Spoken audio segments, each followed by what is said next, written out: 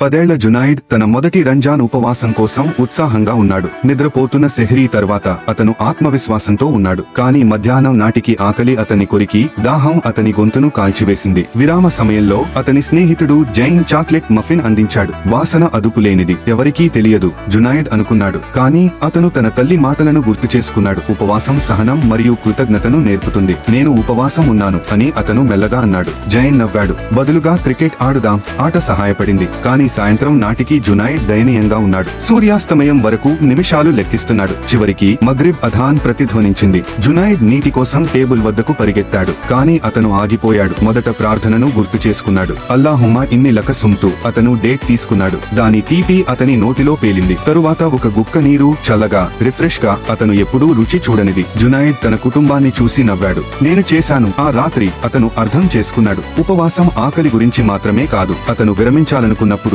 అది అతనికి సహనాన్ని నేర్పింది. సాధారణ ఆశీర్వాదాలకు కృతజ్ఞత మరియు ప్రతిరోజు ఖాళీ కడుపులతో ఉన్నవారి గురించి ఒక చిన్న అవగాహన. నైతికత. ఉపవాసం అంటే ఆహారాన్ని వదులుకోవడం మాత్రమే కాదు. ఇది ఇతరుల పట్ల సహనం, కృతజ్ఞత మరియు సానుభూతిని పొందడం.